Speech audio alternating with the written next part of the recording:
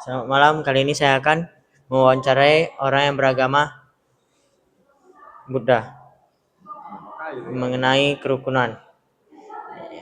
Boleh perkenalkan dirimu terlebih dahulu? Oke, nama saya Kenny Ongko dari SIB. Udah itu aja. Ya, lanjut. Yang pertama saya akan memberi Anda pertanyaan. Menurut Anda, apa pengertian dari kerukunan umat beragama dalam ajaran agama Buddha? Oke, dalam ajaran Buddha, agama saya, kerukunan umat beragama itu berarti hidup berdampingan dengan damai, saling menghormati keyakinan masing-masing dan tidak menjelekkan agama lain. Semua makhluk dipandang setara dan memiliki hak hidup sesuai jalannya masing-masing. Oke. Udah itu aja. Ya, lanjut. Lalu pertanyaan kedua, dalam ajaran agamamu, nilai atau konsep apa yang diajarkan untuk menciptakan kerukunan dengan pemeluk agama lain? Nilai konsep yang berdasarkan agama saya yaitu menekankan meta atau artinya cinta kasih, karuna artinya kasih sayang, dan sama faca ucapan benar. Nilai-nilai ini mendorong untuk tidak menyakiti, tidak memaksakan ajaran manapun, dan berbicara dengan lemah lembut kepada siapapun, termasuk pemeluk agama lain. Itu saja.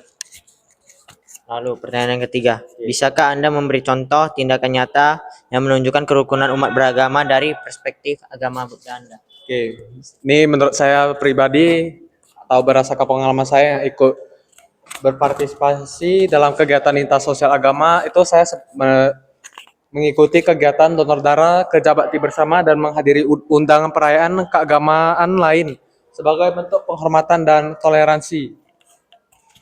Oke. Itu saja. Itu saja. Ya.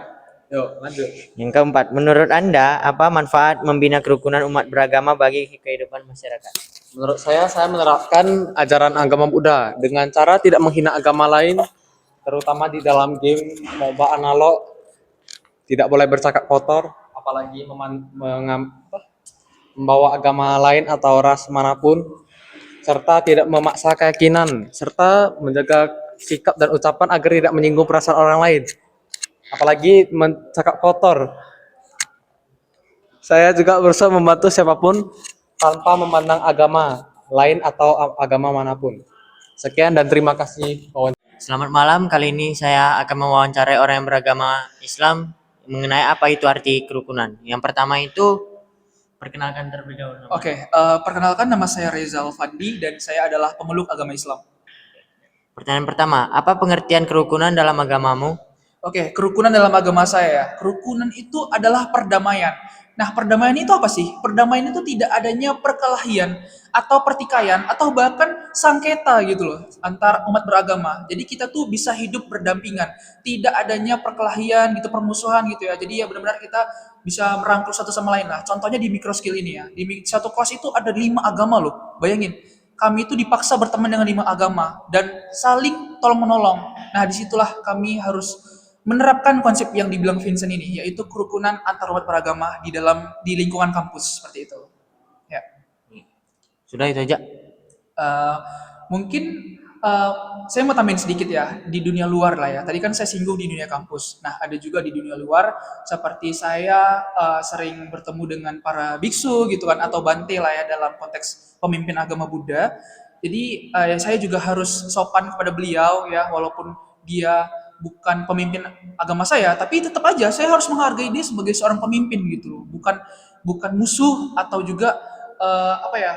Ya lawan saya gitu, bukan. Walaupun dia bukan agama Islam, ya tetap saya harus hormati dia. Bagaimana saya salam dia, saya beri hormat dan nggak boleh lah saya mencaci maki dia gitu. Tetap harus hormat kepada manusia siapapun itu dari agama apapun itu seperti itu, Vincent.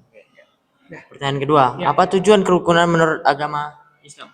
Oke, tujuan dari kerukunan agama Islam ini adalah membangun koneksi dan juga membangun hubungan antara umat manusia. Karena Allah Subhanahu wa taala itu menekankan pentingnya membangun hubungan antara umat manusia. Bahkan Allah Subhanahu wa taala bilang sendiri loh, syarat masuk surga Allah itu bukan hanya berbakti atau beribadah pada beliau, enggak, pada Allah ini bukan hanya itu aja, tapi juga berbakti atau membangun hubungan yang baik kepada manusia. Karena kalau enggak ya nanti bakal dilihat tuh catatan amalnya ya.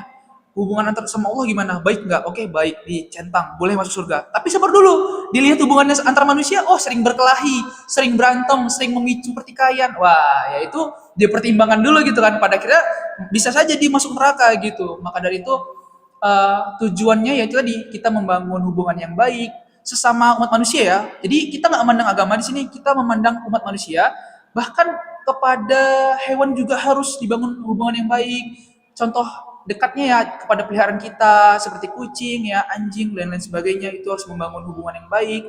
Dan juga tentu kepada orang tua ya harus sopan gitu, nggak boleh melawan, nggak boleh juga mencaci maki gitu, apalagi ngegosipin di belakang dosen ya, dosen ini, dosen ini killer nih, dosen ini nggak enak nih, nggak boleh gitu ya, nggak boleh. Kita harus tetap eh, sopan lah dimanapun dan kapanpun, seperti itu sih Vincent. Ya. Pertanyaan terakhir ya. Oke. Apa contoh penerapan kerukunan menurut agama Islamis? Contoh ya, contoh penerapan ya. Ini mau satu atau lebih nih contohnya? Boleh satu aja. Boleh satu aja ya. Contoh nyata yaitu gotong royong ya, gotong royong. Karena di Islam itu menekankan membantu. Lagi-lagi Islam itu menekankan membantu antar umat manusia.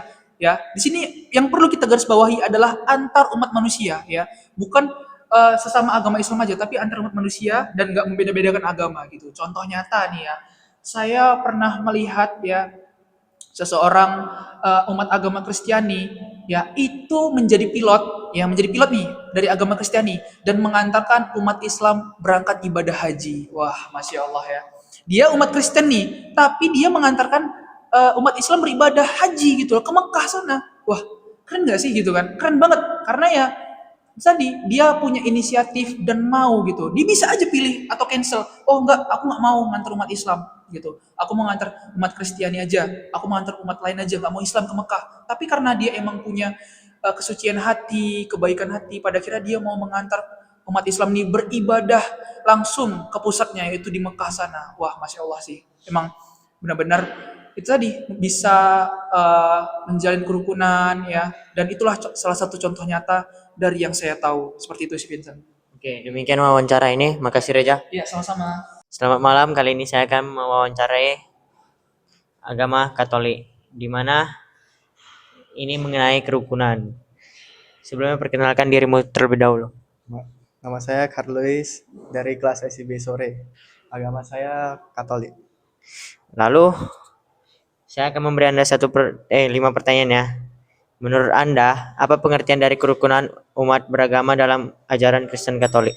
Menurut agama saya, kerukunan umat beragama dalam ajaran saya berarti hidup berdampingan secara damai dengan pemeluk agama lain, saling menghargai keyakinan masing-masing, serta bekerja sama dalam kebaikan demi terciptanya keadilan dan perdamaian di tengah masyarakat. Udah, itu aja. Ya. Pertanyaan kedua ya. Dalam ajaran Kristen Katolik, nilai atau ajaran apa yang ditekankan untuk menciptakan kerukunan dengan pemeluk agama lain? Dalam agama Katolik, nilai utama yang diajarkan adalah kasih atau cinta kasih dan penghormatan terhadap martabat manusia. Udah. Yang ketiga, bisakah Anda memberikan contoh tindakan nyata yang menunjukkan kerukunan umat beragama dari perspektif ajaran Kristen Katolik itu?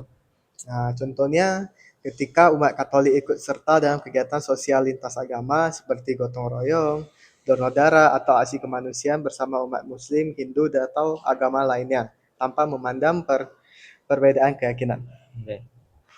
Lalu kita pertanyaan keempat. Ini mengenai Anda pribadi ya.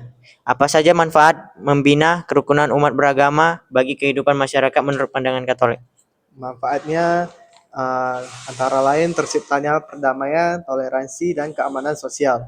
Karena dengan hidup rukun, masyarakat dapat bekerja sama membangun lingkungan yang harmonis, saling menolong, dan menjauhi konflik atau kekerasan yang bersumber dari perbedaan agama ini.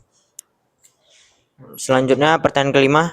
Dalam kehidupan sehari-hari, bagaimana Anda menerapkan ajaran Kristen Katolik untuk menjaga hubungan yang harmonis dengan umat agama lain? Saya berusaha untuk selalu menghargai keyakinan orang lain, tidak memaksakan ajaran yang saya anut, serta menjalin pertemanan dan kerjasama tanpa membeda-bedakan agama. Saya juga berusaha menunjukkan kasih dalam tindakan seperti menolong sesama tanpa memandang latar belakang kepercayaan mereka.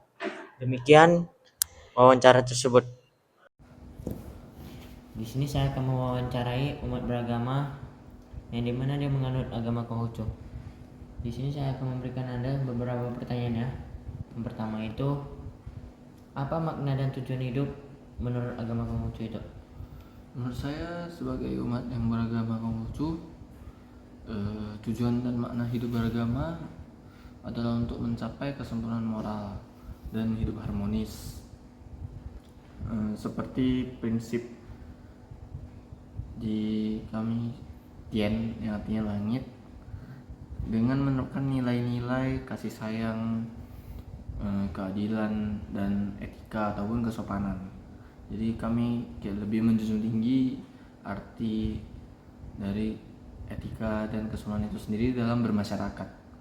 Ya, sehingga menurut kami seseorang yang menjadi cincu atau orang bijak itu dapat menyeimbangkan harmoni dalam masyarakat, sehingga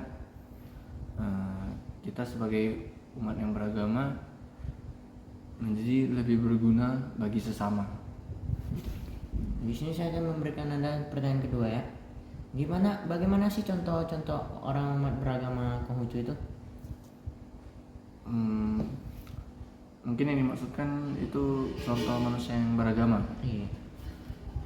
Menurut saya ya, sebagai umat beragama Konghucu, manusia yang beragama itu seperti manusia yang dia, dimana tadi saya sebutkan, berguna dalam masyarakat. Jadi manusia yang contohnya bersikap adil pada sesama.